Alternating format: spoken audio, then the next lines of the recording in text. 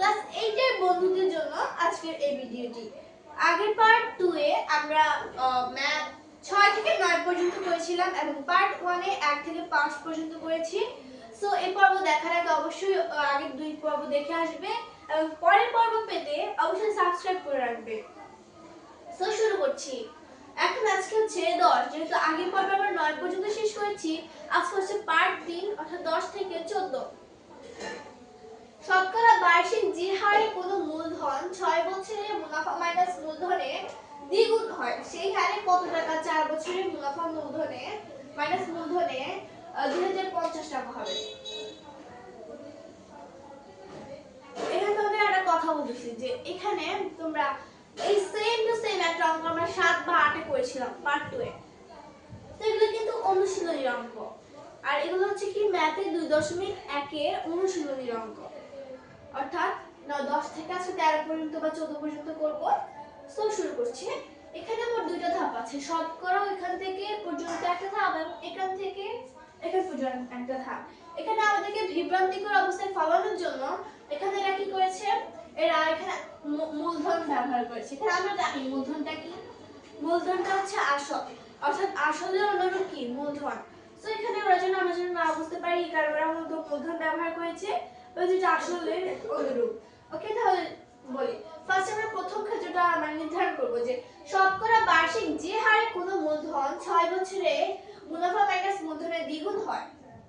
First ধাপ হচ্ছে এটা, এখানে বুঝতে হবে শতকরা বার্ষিক যে হারে অর্থাৎ মুনাফার হারে যে আসল 6 বছরে মুনাফা মাইনাস মূলধনের দ্বিগুণ হয়। আসল ক হলে মুনাফা মাইনাস মূলধন কি হবে 2 ক। অর্থাৎ শুরু করি, প্রথম ক্ষেত্রে ধরি মূলধন p সমান ক টাকা, মুনাফা মাইনাস মূলধন সমান a সমান ক ইনটু 2 ক টাকা। ওকে, এরপর সুতরাং মুনাফা আমরা জানি আমাদের মুনাফার হার বের করতে হলে কি করতে হবে, মুনাফা বের করতে হবে। আর এখানে আমরা সবার প্রথমে কি বের করব, মুনাফার হার বের করব।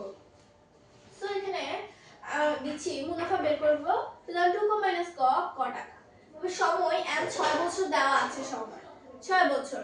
সুতরাং I সমান PRN সূত্র আমরা জানি, আমাদের আগের পর্বগুলোতে আমরা এটা ভালোভাবে বিশ্লেষণ করেছি। সুতরাং বা ক, এখানে আমরা মুনাফা পেয়েছি কি ক, সুতরাং ক সমান ক ইনটু 6 ইনটু r, অর্থাৎ r কি, r হচ্ছে মুনাফা আর 6 হচ্ছে বছর, ক হচ্ছে মুনাফা বা ক সমান না ক হচ্ছে আসল। ওকে, বা ক সমান 6 ক ইনটু 4 r। এবার বা এভাবে আমরা পক্ষান্তর করে ফেলতে পারি, বা r সমান 6 ক বা ক, বা r সমান আবার আমরা এখানে 100 টা আনছি। তোমাদেরকে আগের পর্বে আমি 100 কেন এনেছি এই জিনিসটা অনেক ভালোভাবে বিশ্লেষণ দিয়েছি। সো 100 আমরা এখানে এনেছি কারণ শতকরা বলা হয়েছে। আমরা চাইলে অন্য নিয়মেও করতে পারি, আমি অন্য নিয়মে করতে পারি। এখানে শতকরা যেহেতু বলা হয়েছে, যদি শতকরা আর হারে সব সময় 100 আসবে, তোমরা চাইলে কি করতে পারো আমি তোমাদেরকে বলি, ফার্স্ট বের করে তারপর 100 দিয়ে গুণ করতে পারো, তাহলেও কিন্তু অ্যানসারটা এটাই আসবে। সো 100 এইভাবেই গুণ করে ফেলা বেটার আমি মনে করেছি। সো অ্যানসার আসছে 50/3%। অবশ্যই পার্সেন্ট ব্যবহার করব।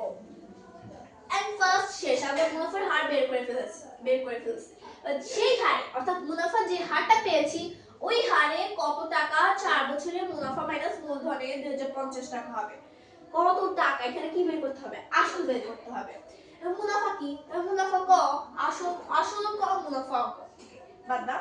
দ্বিতীয় ক্ষেত্রে r1 দিয়েছি কারণ এখানে যেহেতু দ্বিতীয় ক্ষেত্র, এখানে r দিলে rটা হয়ে যাবে মুনাফার এটা সমান। তো এখানে r1 দিয়েছি, এটা হচ্ছে মুনাফার হার, লেখা হয়নি। সময় m1 সমান 4 বছর, মূলধন হচ্ছে p1 সমান কত টাকা, সুতরাং মুনাফা মাইনাস মূলধন সমান a1 2050 টাকা দেওয়া আছে। এবার আমরা মুনাফা বের করব। একদম 2050 মাইনাস ক টাকা, এটা কি মুনাফা। সুতরাং বা 2050 মাইনাস ক সমান ক ইনটু 4 ইনটু 1/6। এবার এটাকে আমরা যথাযথভাবে করব 4 ক বাই 6 এবং এত। এবার এটার সাথে আমরা এটা আর গুণ করব, তো 6 ইনটু 2050 মাইনাস ক সমান কত আসবে 4 ক টাকা, বা 4 এত সমান আমরা গুণ করে ফেলবো। গুণ করলে দেখবা যে আমাদের অ্যানসার আসবে এত। তো তোমাদেরকে বলছি দেখো, এবার আমরা এখানে একটা লাইন মিসিং গেছে, এই জায়গায় তোমরা এই লাইনটা দিতে পারো যে বা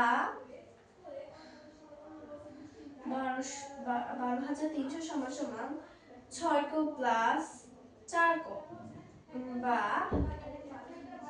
10 বা এই যে এইভাবে 12,300 সমান 10 এই লাইনটা আমার মিসিং গেছে, নো প্রবলেম। এনিওয়ে তোমরা কি করবা, আমি এটার 10 কো সমান সমান এত দিয়ে ফেলছি, তোমরা এই লাইনের পক্ষান্তর করবা বা ক সমান সমান 12,300 ভাগ 10 সুতরাং 1230 আসছে। সো এটা কি आंसर, এটা কি আসল। আশা করি আমরা আসলে ধারণাটা বুঝতে পেরেছি। আমি কতটুকু বুঝিয়েছি তা আসলে আমি বুঝতে পারছি না, বাট আমার যে আগের পর্বটা ওটা দেখে আসতে বেশি ভালো হয়, কারণ ওইখানে যথেষ্ট বিশ্লেষণ করা আছে। আর এখানে যে জিনিসটা আমাদের কম বুঝি আমরা, সেটা হচ্ছে মূলধন। এই মূলধনটা হচ্ছে আসল। এই জিনিসটা আমরা অনেক সময় বিভ্রান্তিকর অবস্থায় পড়ি। সো আশা করি তোমরা বুঝতে পেরেছো কিভাবে কি করতে হবে। আমি আবার বলছি যে ফার্স্ট ধাপে, এখানে দুইটা ধাপ, ফার্স্ট ধাপে মুনাফার হার বের করতে হবে, সেকেন্ড ধাপে আসল বের করতে হবে। অর্থাৎ ফার্স্ট ধাপেও আসলকে ক ধরতে হবে, সেকেন্ড ধাপেও আসলকে ক ধরতে হবে, আর ক থেকে মুনাফাটা বের করতে হবে। ওকে, সো এটা তোমরা খাতা তুলে নাও বা স্ক্রিনশট নিয়ে নাও।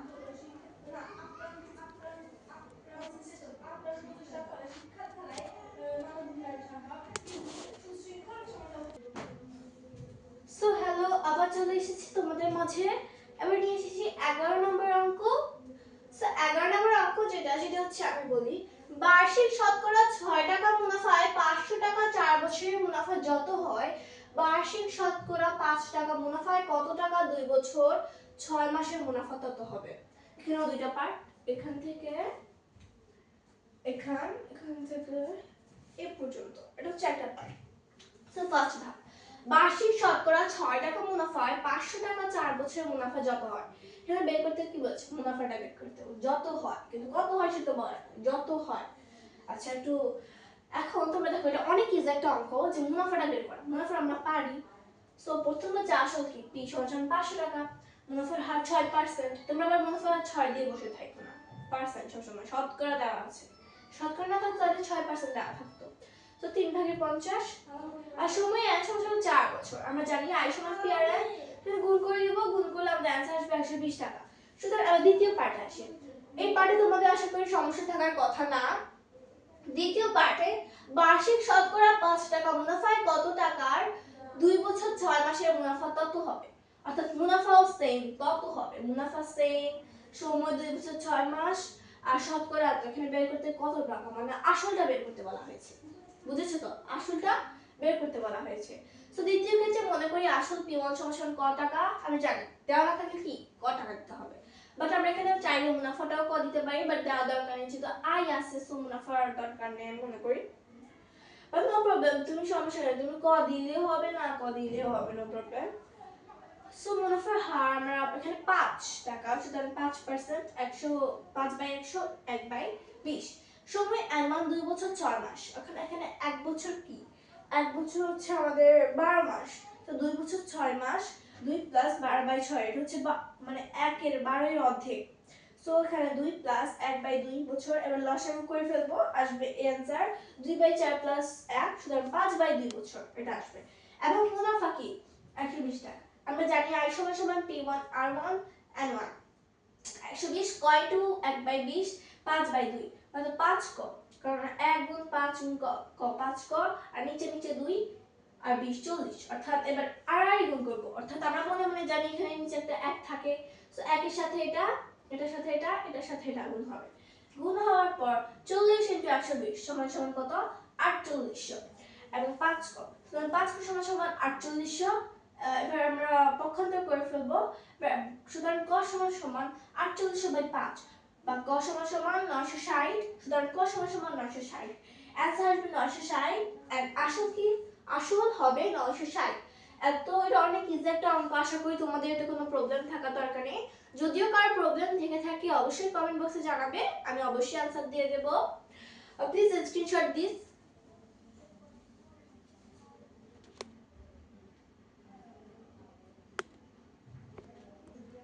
সো এবার আবার চলে এলাম, সো এটা হচ্ছে 12 নং অঙ্ক।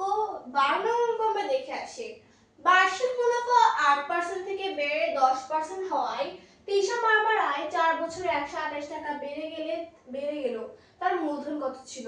দেখে মনে হবে কি কঠিন অঙ্ক, কি কঠিন, বাট এটা অনেক ইজি একটা অঙ্ক, আমি তোমাদের বুঝিয়ে দিচ্ছি। অর্থাৎ এখানে মুনাফা যদি মানে 8% থেকে বেড়ে 10% হয়ে যায়, তাহলে ওর আয় ছিল কত?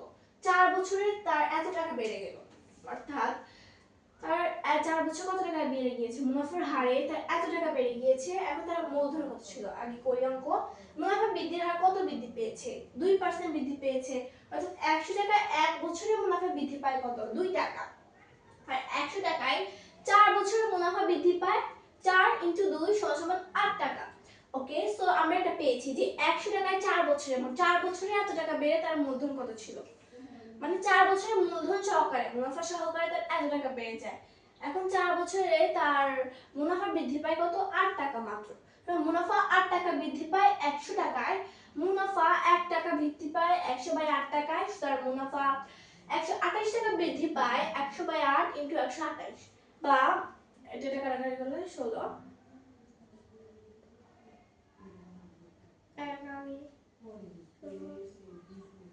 16 × 100 1600 টাকা। মুনাফা 8 টাকা বৃদ্ধি পায়, অর্থাৎ আমরা অঙ্কটা বুঝছি কি, যে আমাদের যখন বার্ষিক মুনাফা 8% থেকে বেড়ে, অর্থাৎ বৃদ্ধি হয় 2%, হয় তিশা মারমার আয় 4 বছরে 128 টাকা বেড়ে গেল। অর্থাৎ তোমার আয় ছিল 100 টাকা, এখান থেকে বেড়ে 128 টাকা বেড়ে গেছে, অর্থাৎ তোমার এখন আয় কত? 228 টাকা, এরকম বলে বেড়ে গেল। তার মূলধন কত ছিল? মুনাফা সহকারে মোট 128 টাকা বেড়ে গিয়েছে, তো তার মুনাফা সহকারে। সো আমাদের মুনাফা আগে বের করতে হবে। সো মুনাফা বৃদ্ধি পায় 8 টাকা বৃদ্ধি পায় 100 টাকায়, 1 টাকা বৃদ্ধি পায় 100/8 টাকায়, মুনাফা 128 টাকা বৃদ্ধি পায় 100/8 × 128। সো অঙ্কটা অনেক ইজি, আর একটু মনোযোগ দিলে আরো ভালো করে বুঝতে পারবে। সো এটা একটু খাতায় তুলে নাও।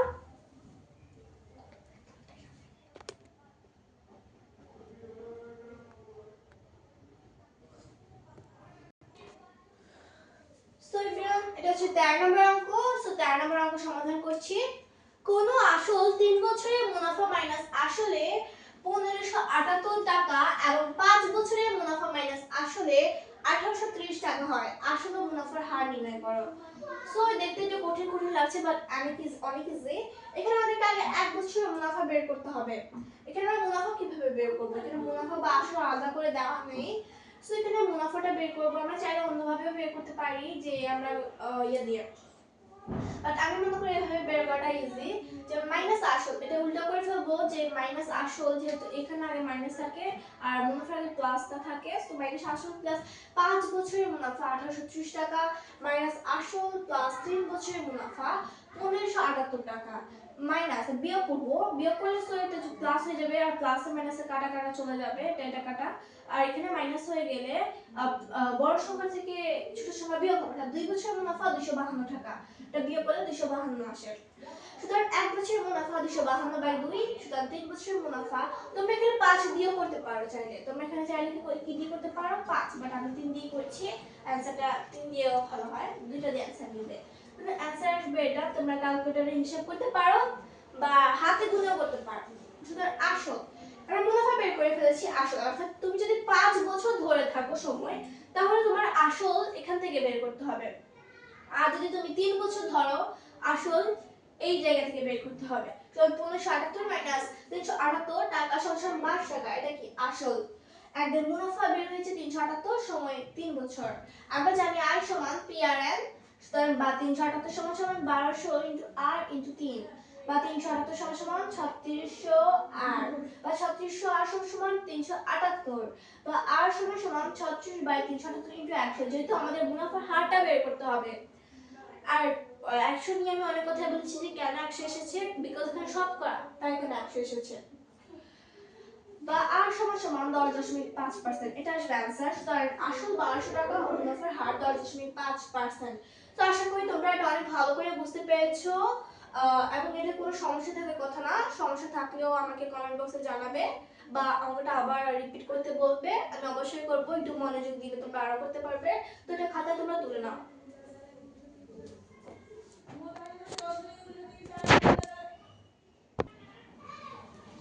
So everyone, 14 নম্বর অঙ্ক নিয়ে চলে এসেছি। বার্ষিক 10% মুনাফায় 3000 টাকা এবং 8% মুনাফায় 2000 টাকা বিনিয়োগ করলে মোট মূলধনের উপর গড়ে শতকরা কত টাকা হারে মুনাফা পাওয়া যাবে। এখানে দেখো দুই ধরনের মানে মুনাফা বের করতে হবে। সো এখানেও মানে মুনাফা হার দিছে আর বার্ষিক, অর্থাৎ আমরা বলবো সময় কই বার্ষিক মানে 1 বছর, সময় দেওয়া আছে, মুনাফার হার দেওয়া আছে, আসল দেওয়া আছে। আবার দ্বিতীয় ক্ষেত্রে মুনাফার হার দেওয়া আছে, সময় দেওয়া আছে, আসল দেওয়া আছে।